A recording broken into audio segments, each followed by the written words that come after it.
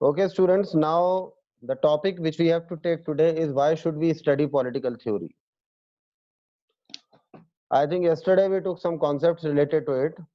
Why should we study political theory? Yesterday we tried to take an introduction of it in which we tried to understand that we may have political ideas.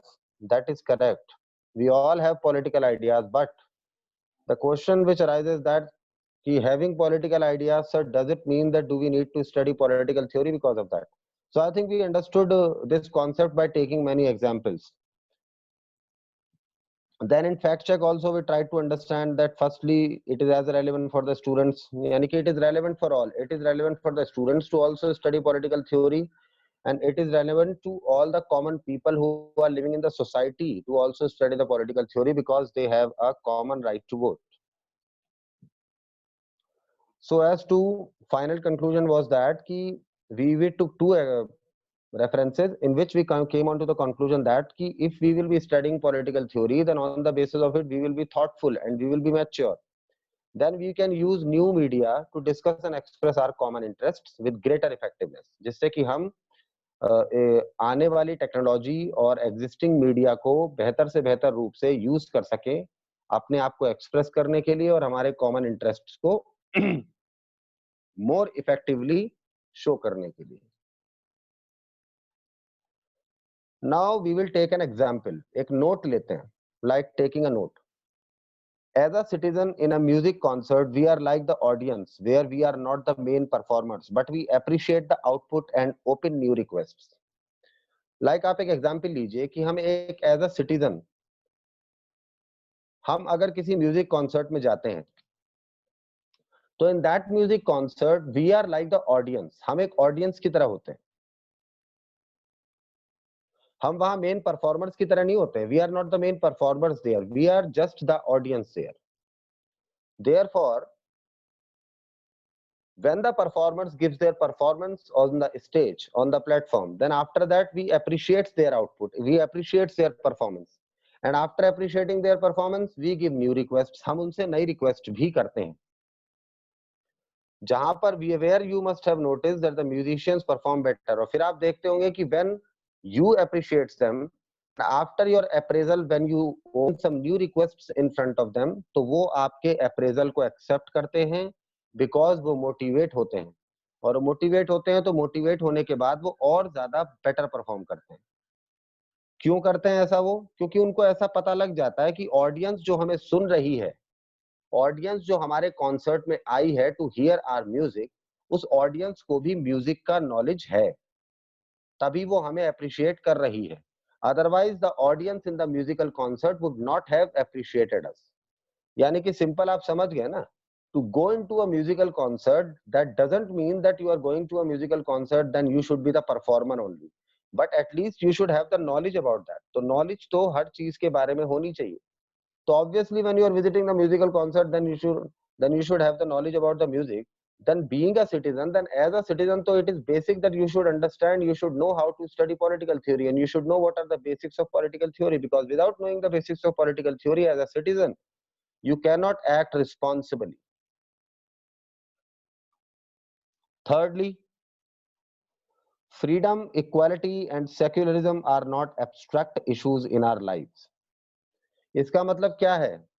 इसका मतलब freedom, equality and secularism ये कोई ऐसे issues हमारी life में नहीं है जो हम किसी टाइम पर ही सीखेंगे या इन्हें हमें सीखने के लिए कोई पर्टिकुलर टाइम चाहिए. No, freedom, equality and secularism are human values on which humans exist, on the basis of which humans move, on the basis of which humans exist, and on the basis of which humans think.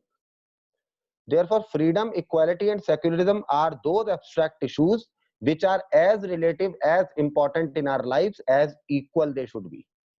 सब हमारे life में बहुत important है, कोई भी चीज इनमें abstract नहीं है, किसी भी चीज को हम कंडीशनल नहीं कह सकते, हर चीज को हमें नॉलेज में रखना जरूरी है. We should have the knowledge of all these aspects equally in equal frame, to be very clear.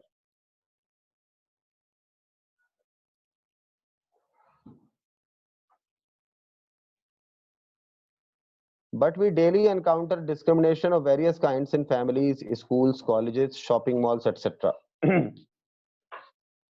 But I think you can ask a question to me कि sir, you are saying that freedom, equality, secularism हमारी life में कोई abstract issues नहीं है, क्योंकि ये हमारे साथ ही रहते हैं, इसलिए ये एब्स्ट्रैक्ट इश्यूज नहीं है। तो सर जब आप ये कह रहे हैं, when you are telling us that all these human values are not abstract, they are very relative, because with these we exist in our lives. तो जब एक इंसान फ्रीडम, इक्वालिटी और सेक्युलरिज्म से इतना एसोसिएटेड है, तो फिर हम डेली बेसिस पे अपनी डेली लाइफ्स के अंदर इतना डिस्क्रिमिनेशन क्यों देखते हैं? इवन हम फैमिलीज के अंदर भी जो है डिस्क्रिमिनेशन देखते हैं, between brother and a sister, between a girl and a boy. हम स्कूल्स के अंदर भी डिस्क्रिमिनेशन कभी कभी देख लेते हैं, between the intelligent boy, intelligent girl and duffer girl, so called. किसी को डफर कहा जाता है, किसी को इंटेलिजेंट कहा जाता है, किसी को फ्रंट बेंचर कहा जाता है, किसी को बैक बेंचर समझा जाता है, किसी को एक्स्ट्रा इंटेलिजेंट समझा जाता है, किसी को लेसर इंटेलिजेंट समझा जाता है। कॉलेजेस के अंदर भी हम ये डिस्क्रिमिनेशन देख लेते हैं, शॉपिंग मॉल्स में भी ये डिस्क्रिमिनेशन सब देखने को मिल जाता है। Why? When freedom, equality and secularism are not abstract in our lives, it is very relatable in our life, then why do we face daily basis and discrimination of various kinds?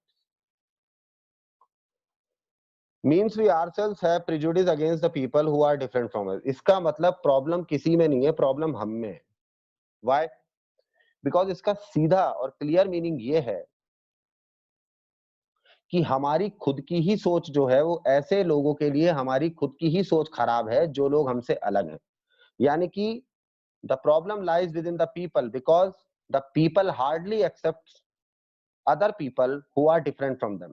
यानी कि एक human की ये problem होती है कि उस human को, ऐसे ह्यूमन के लिए जो है, एक प्रिजुडिकल थॉट रहता है जो उससे अलग होता है। तो एक ह्यूमन दूसरे ह्यूमन को इसलिए एक्सेप्ट नहीं कर पाता क्योंकि उसे लगता है ये मुझसे अलग है, और ये अलग क्यों है, इसीलिए हम इस तरह का डिस्क्रिमिनेशन कर जाते हैं।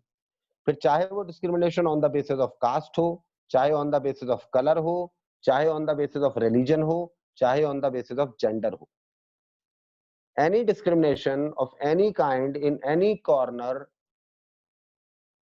can only exist, या only exists because it survives in our minds as a prejudice. As a Brahman, you can think कि ये छोटा आदमी है, मेरे पास बैठने लायक नहीं है। ठीक है ना? As a fair color, if your I think color of face is fair, then you can think is that कि ये काला है, मैं तो गोरा हूँ। If you are a Hindu, then you can think that he is a Muslim, and if he is a Muslim, then he can think that he is a Hindu. इस वजह से आप सोचेंगे कि ये मुझसे अलग है। And on gender basis, you can say that कि मैं तो लड़का हूँ, मुझे तो ये करने का राइट है, लड़की होकर तुम्हें ये राइट नहीं है। तो यानी कि हमारी लाइफ में हम खुद इस तरह की प्रॉब्लम्स को क्रिएट इसलिए करते हैं क्योंकि हम खुद ही एक प्रिजुडिस का शिकार हैं, हम खुद ही एक पूर्वाग्रह का शिकार हैं। हमारी सोच बहुत ऑर्थोडॉक्स कहीं-कहीं है, जिसकी वजह से हम डिफरेंशिएट कर जाते हैं, जिसकी वजह से हम डिस्क्रिमिनेट करते हैं अपने आप से लोगों को। शायद अपने आप को सुपीरियर रखने के लिए और उनको इंफीरियर रखने के लिए। तो यानी कि obviously because anybody discriminates anyone, यानी कि if a person is discriminating anyone, that clearly means that he is trying to show himself superior and the front person as inferior. Now you can see, sir please tell us the things with references. तो okay, come with the reference. Reference 1, as we feel oppressed, then we want to be redressed, which is if delayed, we feel a violent revolution is also justified. जैसे उदाहरण लेते हैं कि जब हम दुख होते हैं, जब हमें दुख होता है या हमें ऐसा लगता है कि हम पर कोई दबाव बना रहा है, जब हमें ऐसा लगता है that anybody is suppressing us, जब हमें ऐसा लगता है that anybody is suppressing us, और someone is taking our right, someone is captivating us, हम पर कोई कब्जा जमा रहा है, तो हमें ऐसा लगता है कि हमें कोई आकर देखे, हमें ऐसा लगता है कि कोई हमें इस सिचुएशन से बाहर निकाले। और अगर हमें कोई बाहर नहीं निकाल पाता है सिचुएशन से, उससे, या अगर कोई हमें नोटिस नहीं करता है, तो फिर हमें ऐसा लगता है कि हम बस मार दें या मर जाएं। तो यानी कि आप सोच रहे होंगे what I am trying to say, that कि व्हेन समवन फील ऑप्रेस्ड, किसी को अगर ये लगता है कि मेरे साथ गलत हो रहा है, तो आफ्टर दैट ही थिंक्स और शी थिंक्स कि मुझे रीड्रेस क्यों नहीं किया जा रहा। और अगर रीड्रेस किया जाता है तो चलो ठीक है फिर भी, बट इफ ही और शी इज नॉट रीड्रेस, उसकी सोच के हिसाब से अगर उसको लगता है कि उसको रीड्रेस नहीं किया गया, तो उसको फिर लगता है कि वायलेंस भी ठीक है, वायलेंस के नाम पे रेवोल्यूशन करना भी ठीक है। तो यानी कि आप सोच सकते हैं कि किस तरह से एक माइंड के अंदर आपके थॉट्स बनते हैं। Reference 2, Whereas if we are privileged, then our approach becomes just vice versa, of under which even our maids and servants struggle for dignity. अगर हमारे साथ गलत होता है तो हमें लगता है हम पूरी दुनिया में आग लगा दें, और अगर हमारे पास सारी रिसोर्सेज हैं, हमारे पास सारी फैसिलिटीज हैं, and if we have proper facilities and we are properly facilitated in our home, हम अच्छे कमाते हैं, अच्छा खाते हैं, अच्छी रिसोर्सेज हमारे पास, और हम वेल टू डू फैमिली से हैं, तो फिर हमें वही चीज गलत लगती है। ये डिस्क्रिमिनेशन नहीं है तो और क्या है? क्यों? क्योंकि आपके साथ कोई ऐसा करने लगे तो आपको लगता है कि मैं तो इसको मार दूंगा या मर जाऊंगा, ईदर आई विल डाई और मेक हिम डाई। सेकेंडली, अगर आप कंप्लीटली रिसोर्सफुल हैं, आप प्रॉपर फैसिलिटेशंस में हैं, आप प्रॉपर अपब्रिंगिंग्स में हैं, आप प्रॉपर सोर्सेस के साथ you are spending your life, तो फिर आपको कोई दिक्कत नहीं है। इवन आपको इतनी दिक्कत नहीं है कि इवन आप लोगों के साथ गलत करने लग जाते हैं, जैसे अपनी भाइयों के साथ, नौकरानियों के साथ, या आप कह सकते हैं अपने मजदूरों के साथ, सर्वेंट्स के साथ। यानी कि if you are at the struggle then you think that the world should be on fire, and if you are the source to make someone struggle then you think that is right. मतलब वही वाली बात है ना कि अपना बच्चा सबको प्यारा होता है, दूसरे का बच्चा किसी को बच्चा नहीं लगता। उससे नौकरी भी करा लो, उससे बर्तन भी धोवा लो, उससे सब कुछ करा लो, तो ये डिस्क्रिमिनेशन ही है। अगर आपका बच्चा बच्चा है तो दूसरे का बच्चा भी बच्चा ही है। अगर आपका दुख दुख है तो दूसरे का दुख भी दुख है, लेकिन अपना दुख दुख नजर आता है, सामने वाले को दुखी आप कर रहे हो तब भी उसका दुख नजर नहीं आ रहा, तब भी आपको लगता है कि वो आपको दुख दुख दे रहा है, इसीलिए आप उसको ऐसा कर रहे हैं। Next point, because even sometimes we feel that our servants deserve the treatment they get. और फिर अगर आपसे कोई कहता है कि आप अपने सर्वेंट्स के साथ इस तरह का बिहेवियर क्यों करते हैं, तो आपका जवाब कभी कभी ऐसा भी हो जाता है कुछ लोगों का कि ये तो ऐसे ही डिजर्व करते हैं, इनकी तो औकात ही है, इनकी तो ये तो डिजर्व ही करते हैं। तो फिर if they deserve this kind of behaviour being a human, because he is also a human, you are also a human, they are also a human, we are also a human. So if being a human you are telling that another human deserves such an irritable behavior, तो फिर आपके साथ भी ऐसी होना चाहिए, फिर आप अपने लिए अलग क्यों सोचते हैं? Means in short, knowing about political theory makes us more careful, which further helps us to become moderate in our ideas and feelings. यानी कि शॉर्ट में पूरे चैप्टर की ये थ्योरी है कि पॉलिटिकल थ्योरी हमें इसलिए जरूरी है पढ़नी. It is very necessary and compulsory to know about the basic concepts and aspects and prospects of political theory, because if we will be knowing and if we will be having knowledge about the basic prospects and aspects of political theory, then we will be ourselves becoming more careful. हमें खुद को दिमाग आएगा, दिमाग चलाना तो हम knowledgeable होंगे, नॉलेजेबल होंगे तो हम वाइजली उस नॉलेज को यूज करेंगे, वाइजली उस नॉलेज को यूज करेंगे तो हम केयरफुल रहेंगे, खुद की भी सुरक्षा करेंगे, सामने वाले की सुरक्षा के बारे में भी शायद सोचेंगे, शायद ही कहूंगा मैं, because many people have read and many people know about political theory, but कौन किसके लिए केयर कर रहा है, I think you must be knowing better. Which further helps us to become moderate in our ideas and feelings. And if we will be knowing about political theory, that political theory will be making ourselves sensible, knowledgeable, on the basis of which we will be becoming more careful, on the basis of which we will be becoming moderate in our ideas and feelings. हमारे ideas में भी moderacy आएगी, हमारे feelings में भी moderacy आएगी, शायद हम सामने वाले को भी वही इंसान समझेंगे जो हम हैं, शायद हम सामने वाले की फीलिंग्स को भी ऐसे ही समझेंगे जैसे हम अपनी समझने की कोशिश करते हैं, शायद हम सामने वाले के आइडियाज को भी ऐसे ही रेस्पेक्ट देंगे जैसे हम अपने आइडियाज को रेस्पेक्ट देते हैं. Simple. Finally, as students, when we enter into debates and elocution competitions, we give opinions about what is right or wrong, just or unjust, without even knowing the proper reasons behind them. Like example लीजिए, like suppose in a school when competitions are being held, either those are debates, either elocutions, either English elocution, either Hindi elocution, then students participate in that.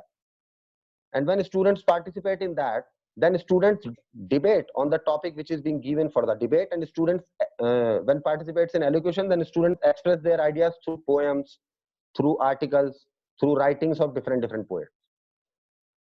यानी कि वहां पर जब debate होती है तो वहां टॉपिक पर स्टूडेंट बोल जाता है कि ऐसा होना चाहिए, ऐसा होना चाहिए, either in the favor of the topic, either in against of the topic. Elocutions में जब कोई स्टूडेंट्स पार्टिसिपेट करते हैं तो while participating in elocutions, students express their views by poems, by articles, by writings कि देश में ऐसा होना चाहिए, देश में वैसा होना चाहिए.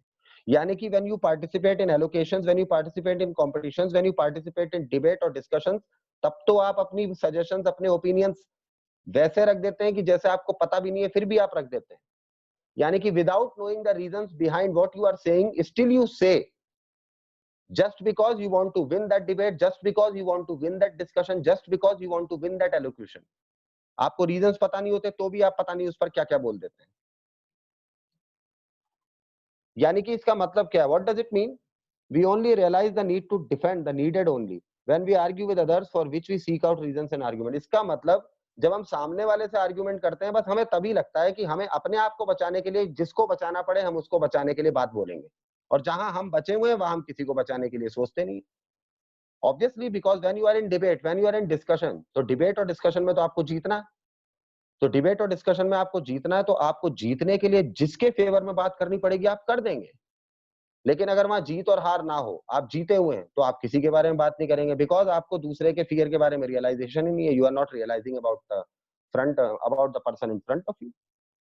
यानी कि when we are in discussions या when we are with self motive, when we are with self interest, तो हम डिस्कस करते हैं कि इसके साथ गलत हुआ, इसके साथ सही हुआ. बट हमारा मोटिव अगर नहीं जुड़ा हुआ होता तो हमें मतलब ही नहीं होता किसी से कि इसके साथ जस्टिस हुआ है या नहीं हुआ, या इसके साथ अनजस्टिस हुआ है या नहीं हुआ. So the main thing is that the problem lies within our minds, because our minds are political. So therefore problem lies within our mind. Now coming on to fact check, last topic of this chapter.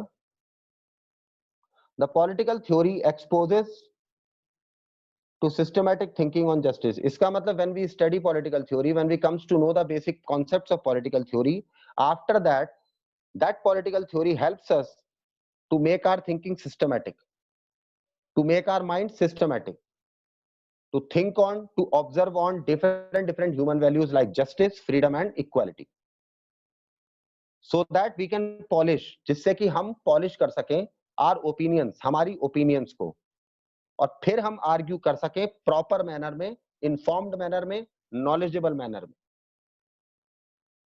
for the sake of common interest, सबके interest के लिए, सबके interest को ध्यान में रखते हुए, not only for our interest,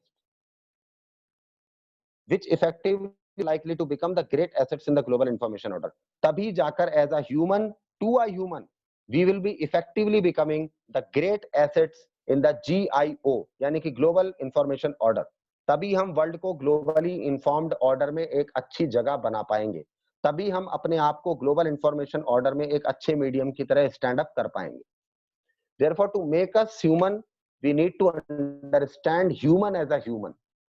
Because if you are not understanding human as a human, then you being a human is still not a human. And for that, you need to understand human values. And to understand human values, you need to understand the basic concepts and aspects of political theory. And to understand the basic concepts and aspects of political theory, why to understand them? So as to understand the human values on a better scale, so as to make your minds systematic, to think polishingly, to think, to make your opinions very good, to argue in a proper manner, to get yourself informed, for the sake of all, not for only us, not for only oneself, for the sake of all, so as to make this world a better global informing place. Chapter is complete. You can come into the doubts, come onto the screen as quick as possible. All of you come onto the screens, please. Sir, I'm stopping the recording. Yes, ma'am, please.